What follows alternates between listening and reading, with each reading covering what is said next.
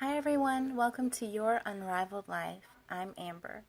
Today we're going to unpack the subject of contentment for my last installment of the Single and Want to Be Married series.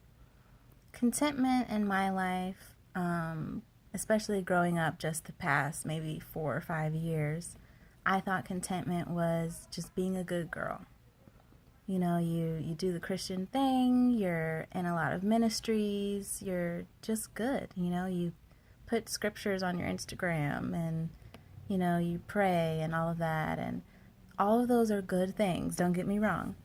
But we're not trying to earn a spouse. You're not trying to earn being able to be in a relationship. God is not walking behind you with a clipboard in his hand and jotting down all the good things you do and all the bad things you do. And if you do enough good, he's going to give you what you want.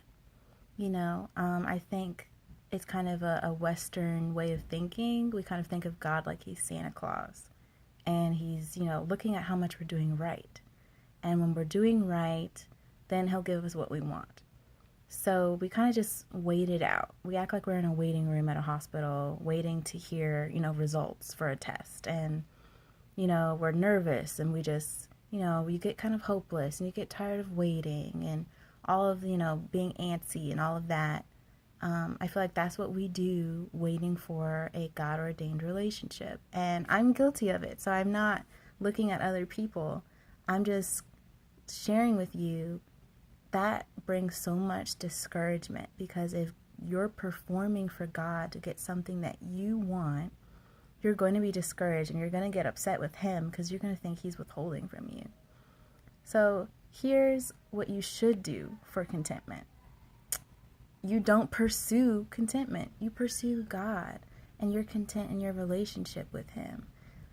Seeing him as a person, getting to know him, getting to know the Lord just for the sake of having a relationship with the Lord. It's amazing. That's how you really get fulfilled. That's how you really get content. And only God can bring healing to your heart and make you feel like you're living a purpose-driven life. So you're not trying to earn a relationship or a spouse from God, and he's not grading you. He just doesn't want to put you into a relationship when you're just not mature enough to handle it. And I, had to look at myself in the mirror one day a couple of years ago and say, I've read all the books, I'm mature, I thought, and, I'm active in church and I don't curse and, all of that. And I had to look myself in the mirror and say, I'm not ready. You can be good because you think people are watching you, but just like I discussed in my part 1 of this series, motives are so important, because once you get what you want, that motive is gone. So who will you be performing for? Because it's not real. So after a while, the performance is going to die.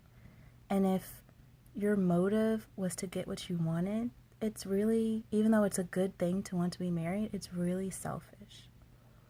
And that's going to show up in your relationships with others. And in that relationship that you prayed so hard for, it'll show up, and it's not attractive and it's not right. And the Lord really cares about our motives, because he doesn't want us to abuse the blessings that he gives us. He wants us to be able to be good stewards of our singleness, because that shows if we can be good stewards of marriage, good stewards of being a parent of these children that he's given you. It's such a much bigger deal than just being happy and you want to have something to put on Instagram and all your friends are in relationships or they're getting married and having kids and you're the only one left. And those are serious concerns that I have had myself and still have.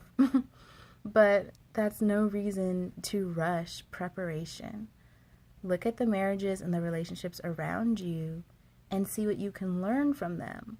I know there are many relationships in my life, and especially in the past, just 3 years, where I just see things that I'm going to work on for myself. Not rushing is such a huge thing, in preparation. Those are the 2 big things that I've seen in every relationship around me, is that I want to be healed so I can be prepared to be a godly wife. to be a good friend to my husband. A lot of people don't develop friendship, but you know how to flirt and you know how to go on dates and all of that. And all of that, you can really act. You can really pretend. And you're just putting your best foot forward.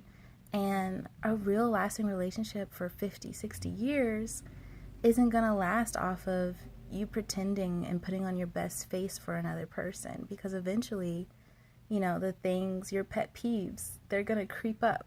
And you're going to get upset about petty things, just like we all do. And you have to work through those things. So why not do that now when you're not, you know, in super close proximity with another person who can see all of your little flaws that you haven't worked on because you haven't been alone with God long enough to let him pull that stuff up and say, you know, cut it out. You know, you got really irritated with your mom on the phone and you were kind of disrespectful. You can't do that just because you're in a rush. Or, you know, just little things the Lord's going to show you, like, don't really do that. They're like little things that we don't realize that we do. And they show up in relationships. And why not just work on those things now when it's just you and God? And again, pursue a relationship with God for its own sake. He wants to get to know you and for you to get to know him. He knows everything about you, but he wants to be included in your day.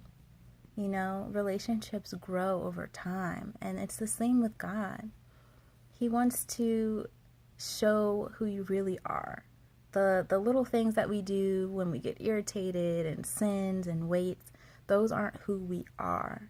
And he wants to show who you are to the world, for you to live out who he created you to be. I covered that in our last video. Who were you created to be?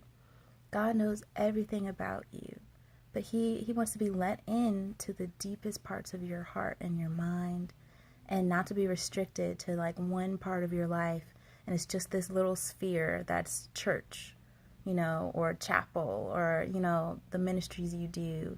He shouldn't be blocked off in your schedule like a class or something. He wants to be in your whole life, every minute of every day. He's wild and crazy about you, and he just wants to go through life with you and for you to include him in your life. So just think about that today. What are some things that I can do to pursue God instead of contentment? How can I be happy with my relationship with the Lord instead of pursuing this idea of contentment? You can't force yourself to be content, but you will one day, if you do this, wake up and realize that you're totally happy with just living life with the Lord, and that you don't desperately need something else to make you happy. So I hope you have a great week.